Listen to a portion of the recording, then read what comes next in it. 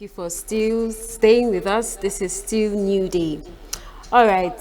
If you enjoy the first conversation, the next should be more interesting and engaging, if I do say so myself.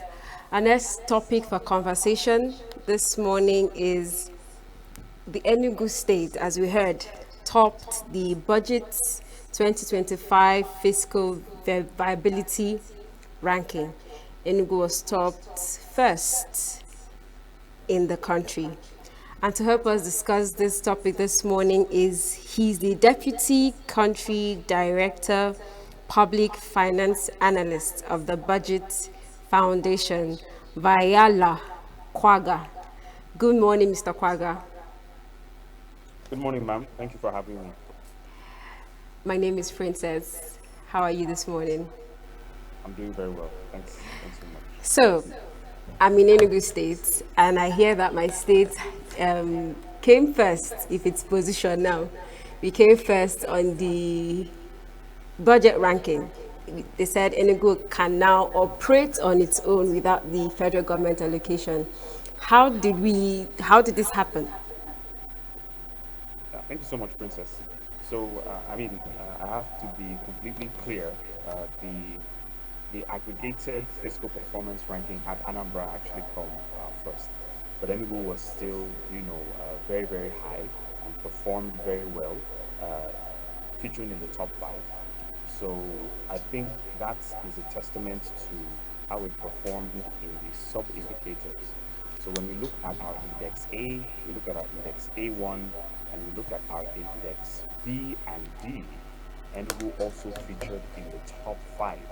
So those indexes, look at the ability of the state to manage its operating expenses with only its IGR. So for the 2024 fiscal year, Enugu showed outstanding performance in terms of the amount of IGR it was able to produce vis-a-vis its operating expenses. So I must also, for full disclosure, these are statistical analyses. If a state has relatively small operating expenses but large IGR, of course they would score very well. This does not really speak to the quality of implementation, but it does show that Enugu State is strong on its numbers. Regarding Index A1, which speaks to IGR, year-on-year IGR growth, Enugu has also demonstrated some considerable effort in that regard, being in the top five and being in the specific position, that it is, as well as Index B, which looks at the state's ability to take care of its operating expenses and handle its loan repayments. So Index B conceives of financial management at the state level as if the state only had its loan repayments and operating expenditure. If it had a little extra more, then it means it's doing well because it can dedicate that to capital expenditure. So again, in Index B, Sub-Index B, Enugu performed outstandingly well. And then finally, in Index D, capital expenditure prioritization. In fact, on a per capita basis, Enugu is spending at least 30,000 naira more per capita on capital expenditure than it did, 10 years ago, which I think is something that Enugu State should be proud of. So how does this capitation, how is it calculated? Is it from taxes of people, or, I mean, I'm trying to understand because in the states where things are difficult, right? Cost of living is still high. So where is the government now getting the money to, fund itself so much so that it is stopping first in the ranking? Because I don't know. Brilliant question. And this really speaks to the challenge of statistical analyses and their real life impacts. So, again, I must say that we are dealing with numbers as presented by the states. We are not on the ground to evaluate the impact of actual performance on the lives of citizens, even though that's something that we are seriously considering for subsequent editions of the report. We intend to speak to people on the ground to really get a sense of what's going on. But I do understand your concerns.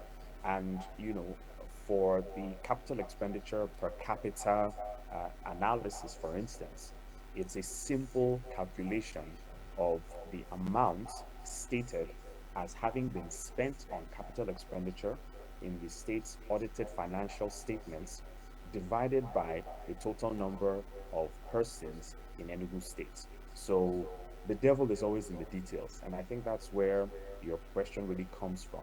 If the state is spending about 40,000 naira per capita, why am I not feeling the impact? It's because the mechanisms of public administration and governance may not always translate that spending into the specific targeted needs of people. And this is why we at the Budget Foundation, we stress or we urge citizens to be involved in the budget process, not just at the state level, but also at the local government level. States are receiving a lot more in terms of finances, especially from the Federation Account Allocation Committee, or FAC. In fact, between 2023 and 2024, states are receiving about 6 trillion naira, in additional revenue. This is revenue that is coming directly from the center, that is not really a direct result of, any work that they're doing, if you compare that with IGR. So going to the IGR question, for Enugu in particular, we've seen that there was an uptick in non-tax revenue. So you could divide internally generated revenue into two dimensions: tax revenue, which itself is monies that are collected by the states. Accountants will call that an exchange transaction, where you pay for something and you get something in return. So you have payee, you have direct assessments, you have land taxes. But non-tax IGR are those licenses, those fees, those rates, those sales, money from sales, for instance.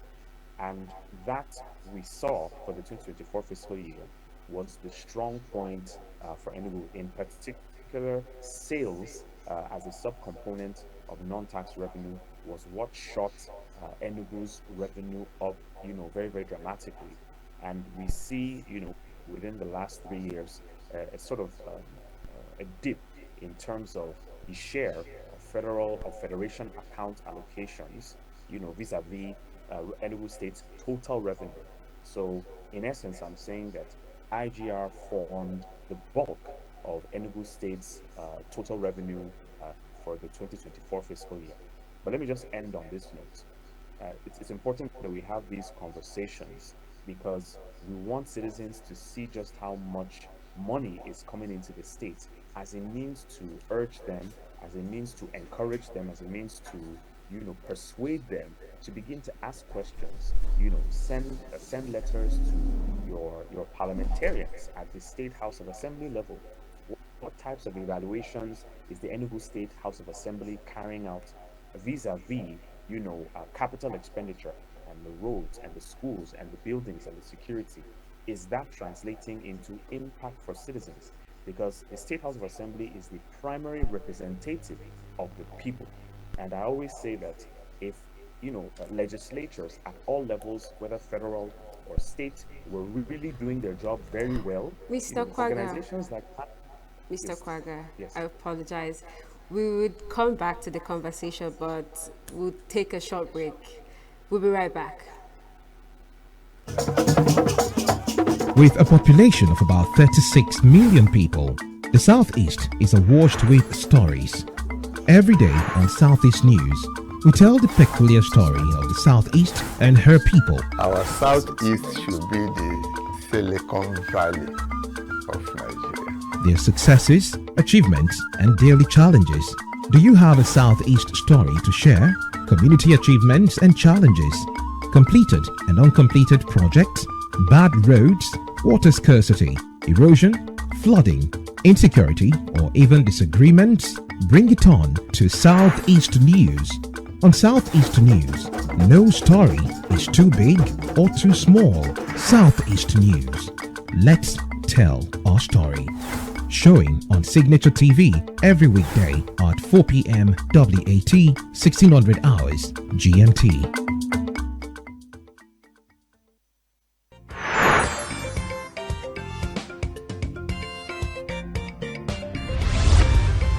Signature TV, news in your pocket.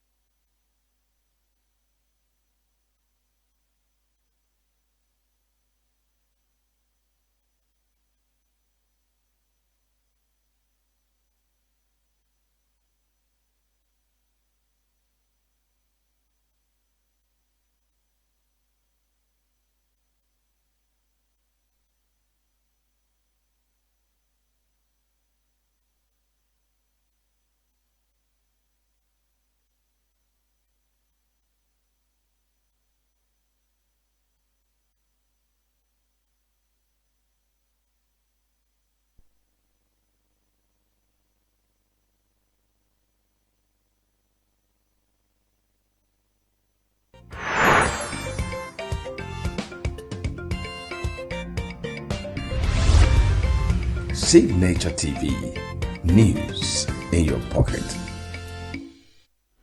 You're welcome back. We're still discussing on the Enugu's topping the budget 2025 fiscal viability ranking. Dr. Kwaga,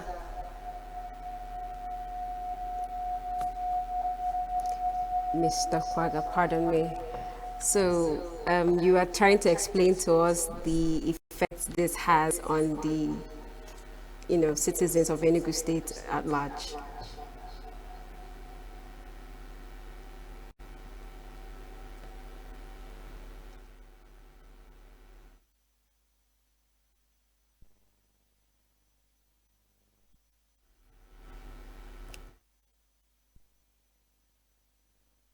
Kwaga, we can't hear you. Could you unmute your mic, please? Okay. My apologies. I hope you can hear me now. Yes, I can.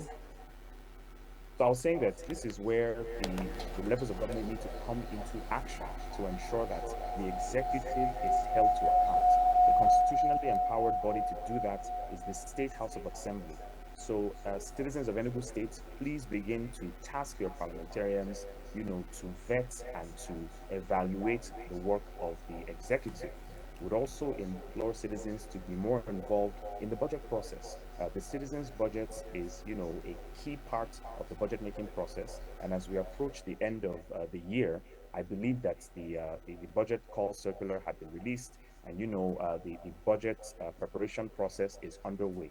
So we would also ask citizens to begin to write letters to your commissioners, to the governor, for information on how the government intends to budget for the 2026 fiscal year, and keep them to task as regards impact of this spending on the lives of citizens. Is the executive carrying out evaluations or monitoring and evaluations of its own work? Is there a monitoring and evaluation, department or agency in the state that is able to measure the impact and provide feedback from citizens to the executive? These are some of the things that would really ensure that the numbers don't just speak about numbers, but also lead to actual impact. Enugu is ranked top over Lagos and Abuja. What do you think they did differently that Lagos hasn't been doing? Because Lagos is known to be the most, the busiest, one of the busiest, and I'm sure the generated revenue comes high. What do you think Enugu did differently to have topped this list in this past year? Yeah, thank you so much for that. Uh, I'm afraid we don't measure the FCT. We just look at the states, but we are thinking of including the FCT in our ranking. May I also point out that this year, River State was not included in the ranking for obvious reasons.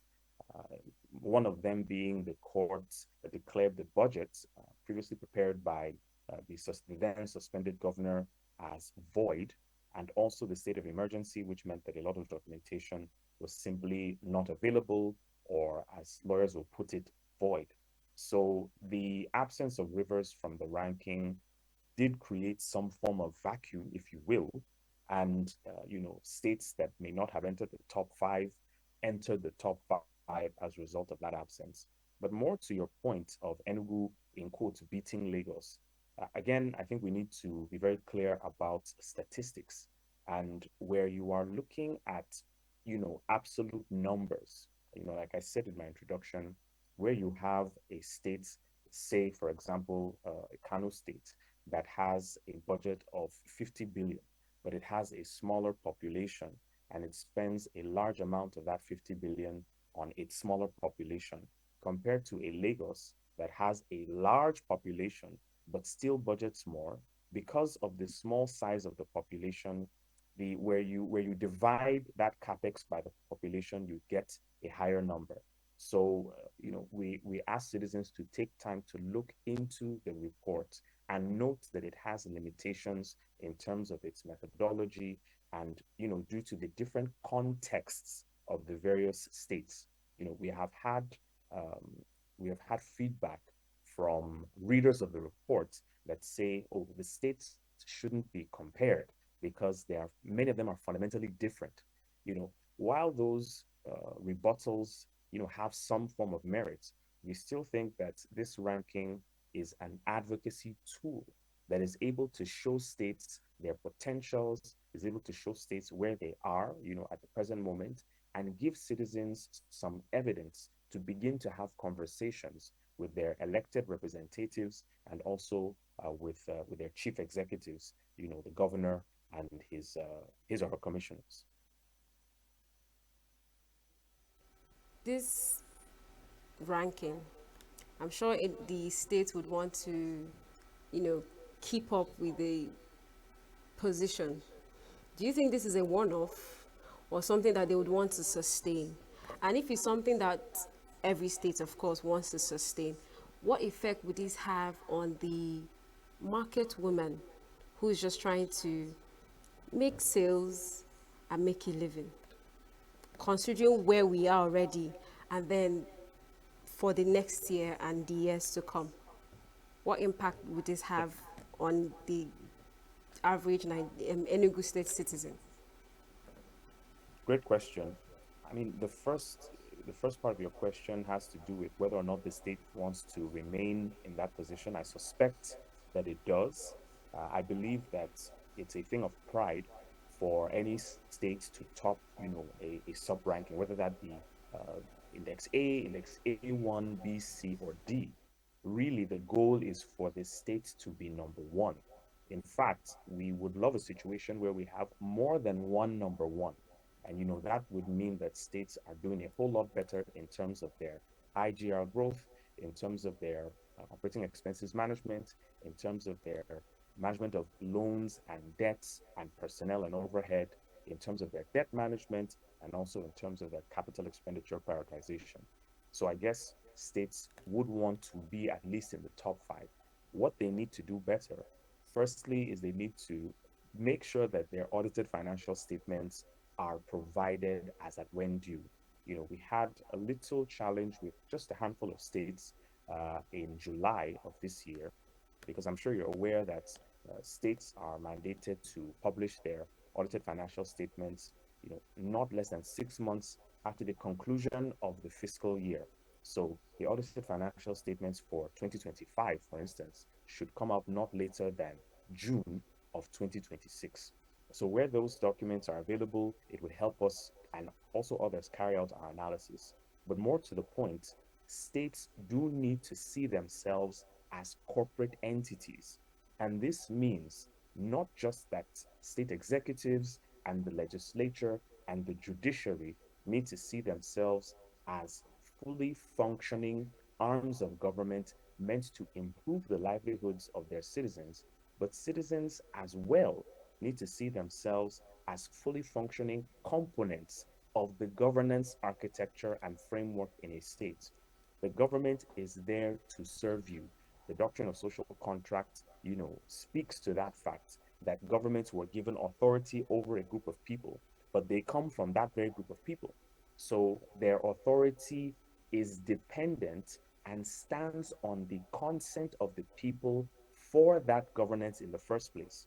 So the citizens are the primary stakeholder in this conversation. Like I said, letters, inquiries, attendance of meetings, whether they be budget, citizens' budget, taking a look at budget implementation reports, for instance.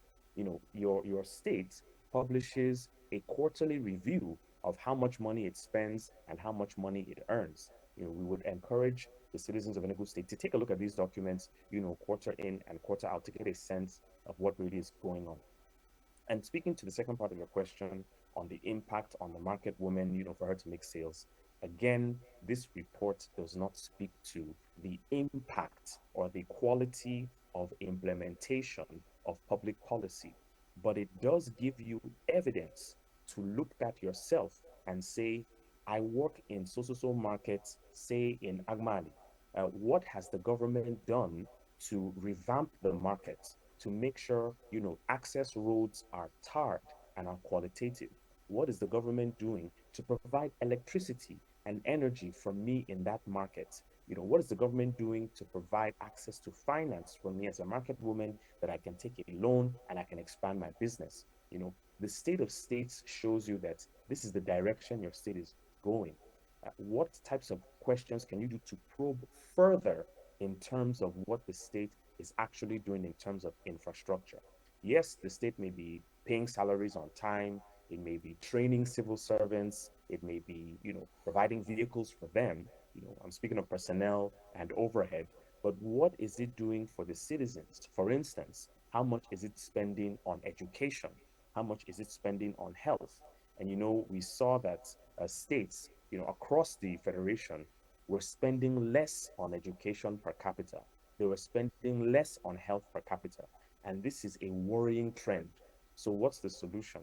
The people of Enugu need to write to the Commissioner of Health. They need to write to the various Director Generals and the heads of health agencies in the state. They need to write to the State House of Assembly. Why was this budget not implemented well? Citizens need to have conversations with their elected representatives and the executives of the state on why budgets are not translating into tangible outcomes. What this report is doing is providing a signpost, basically an encouragement for states to begin to ask better questions. Thank you very much. You said something about, I had a question in mind, but you already, mentioned it, but I would like you to speak more on it. You said the state having to set up infrastructures and reforms and policies to help. Now, knowing that Enugu is neither a oil producing state or one of these other states that has these major resources that that when you put things into it, it gives you back. What do you think Enugu has that would help them sustain this IGR that they've already started? Seeing that Enugu here, we're mostly traders, like the market woman who just wants to survive. How do you think they will sustain this? What do you think they have to help sustain this? That's a great question. Unfortunately, I'm not an investment analyst, but my organization, in one edition of our State of States report, I think it was our 2021 edition, we looked at reforms that states could carry out regarding their economies. And there is no state in Nigeria that does not have natural resources, whether that Okay. be timber and wood, whether that be certain types of crops, whether that be, natural resources in terms of generating hydroelectric power or solar power, whether that being its geographical position. For instance, Nasarawa State is like the gateway to the FCT, to the northeast. Could Enugu State also, work on it being like the access way, for the northeast and for the north central to the rest of the southeast? And let me just preface my statement by saying, and I'm quoting the Deputy Governor of the Central Bank, who was a keynote speaker at our recently launched report. He said, um, states can perform well, not necessarily because they have increased inflows, but where they are able to manage their existing resources effectively. So, where the state is able to create the environment for additional investments, there are numerous investments the state can go into. Like I was saying, in addition to the state's natural resources, in addition to the state's agricultural potentials, there are also new areas and new perspectives that the state can invest in. For instance, in technology, Enugu State could be that, premier tech hub for the country where it's able to go into conversations with telecommunications firms to, for instance, work on their local internet infrastructure. I mean, why are states like Texas, for instance, always attracting big businesses in the United States? It's because the state government in Texas is able to persuade, the Elon Musks of this world or the Larry Ellisons of Oracle that you can come and invest in our state. We'll give you these incentives. We know you'll give us jobs. And we know that our IGR, our taxes, because you collect a lot of taxes where you have more businesses in the state. So a state doesn't need to have oil before it is able to perform effectively. In fact, if you look at the way our federation is structured, federal account allocations, sorry, I beg your pardon, federation account allocations should actually provide a buffer to states. So that's quote unquote money that the state is technically not working for, compared to how it works for IGR. So I would say that in addition to the state's natural resources, the state can explore regional economies. What does Enugu have that the rest of the states in the southeast do not have? What does Enugu have in terms of raw materials that it can transform and provide a value add that it can then export? Enugu State could consider going into conversations with some coastal states and say, hey, why don't we have, a super highway that connects Enugu State to the coast that allows us to export our goods without having to go to Lagos, for instance? These are the types of regional conversations we expect states to be having at this point in our democracy. We are over 25 years old having practiced of democracy. State governors do need to go beyond, waiting for federation account allocations and begin to look inward into how they can stimulate their economies. And let me just end by saying the non-tax components that Enugu performed fantastically well in can be further explored. When you break down non-tax revenue into sales, into fines, into levies, into rates, you see that Enugu State has a potential where it can improve its public administration. For instance, imagine where Enugu is able to provide 24 hours light. Imagine where Enugu is able to provide tarred roads that provide access from every local government in the state to the state capital and even to other states in the federation. It would mean that businesses would want to come to the states. And where businesses come, you have more tax revenue, you have more non tax revenue. Where cars are plying your roads, where more cars are plying your roads, you're able to charge more in motor vehicle taxes, which form a component of tax IGR. Where you have more businesses, where you have more people, you're able to implement direct assessment taxation, which is a component of tax, tax regulation. So again, I said I was going to end. I'm going to end right now on this point. There also needs to be an improvement of the tax collection system. I was listening to an interview, if I recall, it was by your Minister for Finance the other day on, I think it was Channels TV. Yes, it was Channels TV, the business show. And he was saying that there have been serious improvements as regards, the collection of taxes and, non-tax revenue by your state board of internal revenue. We would encourage Enugu State to improve this and make it a seamless digital, infrastructure. Eliminate the collection of cash. And this also means the state should come into collaboration with the local governments. So another reason why businesses do not thrive in Nigeria is because you have different people coming to collect different types of money from you. And we believe that states should copy the federal government in the harmonization of their tax, ecosystem.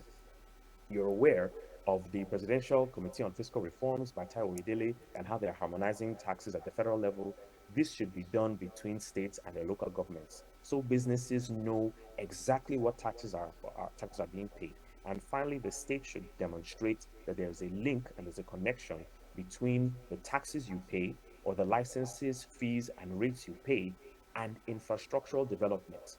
Where the state can demonstrate this, whether it be through stakeholder engagements, whether it be through symposiums or conferences or town hall meetings or even text messages, this would help and encourage people, to carry out their obligations to the state and ensure that Enugu, is able to climb to number one on the fiscal performance ranking. Thank you so much, so much, Mr. Kwaga. It's been a great time listening and learning about fiscal and money and Enugu State. Thank you so much for joining us. It's been my pleasure. Thank you. Have a nice day, sir. You too. All right, this is still New Day. And coming up next is our week in retrospect. We'll be right back.